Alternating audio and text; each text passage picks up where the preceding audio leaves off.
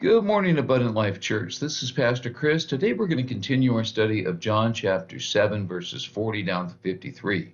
Jesus is at the festival in Jerusalem, and people have a wide variety of responses to him.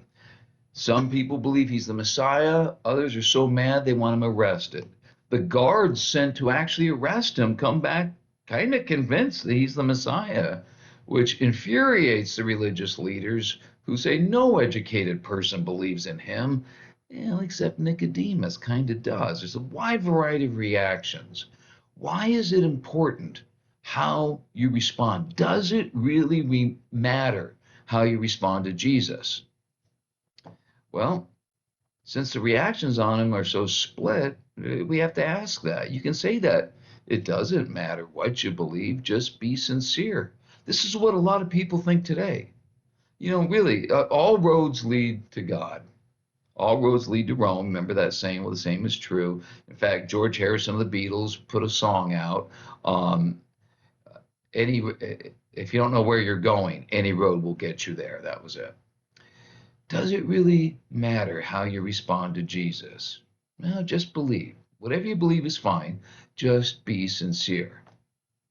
Most every religion teaches, though, that they're right and other religions are wrong. And Christianity teaches that too. Jesus himself said, "No one comes to the Father but through me." In Acts, we hear Peter saying, "There's no one else among men who can save us." If you don't come through Jesus, you're not coming. In the movies where they're always trying to defuse the bomb, they have a choice. Do you cut the red wire or the blue wire? I'm sure that's not how bombs really work, but in movies they do. Do you cut the red wire or the blue wire? Does it make a difference? Yeah, it does. This idea of just believe anything but be sincere, it doesn't work that way.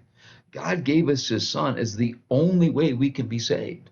And if you're saying, "No, thanks, God, but I'll go this way," sorry, that's it. If there was another way, God would not have sent his son. That only makes sense. So if it does matter, all right, let's make sure we understand that completely, that it does matter and why it matters. Well, if somebody asks you, "Well, why does it matter what I believe?" Well, to answer this, let's remember the context here. Jesus is at the festival of booths. That was a celebration of Moses leading the people out in the wilderness for 40 years. He led them out of Egypt. That matters. That colors what Jesus is going to say, because the festival had all these rituals, and people would remember all the stories of that time when their ancestors were in the desert under Moses, and what Moses did for them, and how God protected them and provided for them through Moses. And one of those rituals celebrated how God provided water in a place that there wasn't any water. If you're in the desert, there's no water, you are going to die. And at this festival, they would pour water over a rock to remember how God had given them water from the rock that saved them from dying of thirst in the desert. And it was during that festival during that ritual, that Jesus stood up and said, "I am the living water." And no one who was there is going to miss what he was saying. What he meant was, Moses gave you water, and that saved you dying from thirst. It saved you physically. But I'm living water. I will save you from dying spiritually.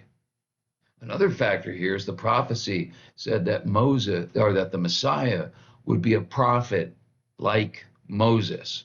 So Jesus is purposely making connections between himself and Moses. This whole festival was celebrating what Moses had done for the people. And at every point in the festival, Jesus is drawing allusions to himself. He gave you that water, I'm going to give you even better water.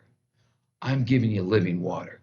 Everyone knew what Jesus was doing here. Whether you agree or disagree, it was obvious Jesus was making himself out to be the prophet that was supposed to be like Moses, the Messiah. Now, this is what people were responding to. What do you think of this? He's making bold claims that he's the guy. What do you think? And once again, their opinions are all over the place. Some believed, some were angry. They thought Jesus was out of line saying these things. Some wondered about the whole problem with Bethlehem? I mean, he's from Galilee, but the Messiah is supposed to be from Bethlehem, not realizing he was actually born there. The guards are confused, the Pharisees are indignant, Nicodemus is kind of believing him, but really won't stand up boldly for him. But they all have an opinion about him. Nobody's neutral on him. Now, what does that tell us? Jesus is too interesting, too powerful, too thought provoking to ignore. I'm going to ask you a question right now, and I'm going to guess that the vast majority of you, it's not that you can't answer it, it's that you're not going to answer it. Here's the question. Who, in your opinion, who do you think is the greatest hockey team of all time? Exactly. You're probably going, I don't know. I don't care. I don't follow hockey. Why don't you follow hockey? Because they don't care about it. Okay.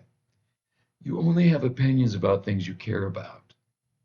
If I said, I think the 1947 Red Wings were the greatest hockey team of all time, so I don't know. I don't have any idea. I don't even know if the Red Wings were around in 1947. I don't care. I don't follow hockey. The point again is you only have opinions about something you care about. The fact that people cared this deeply, whether they agreed with Jesus or disagreed, the people who disagreed were so angry with him, they were ready to have him arrested. Nobody was neutral. The opposite of love is not hate. Hate is a strong emotion. You only hate things that stir you up. The opposite of love is apathy. And Jesus was a lot of things, but nobody was apathetic about him. It matters what your opinion is. And next time we will really see exactly why it matters. Till then, have a great day.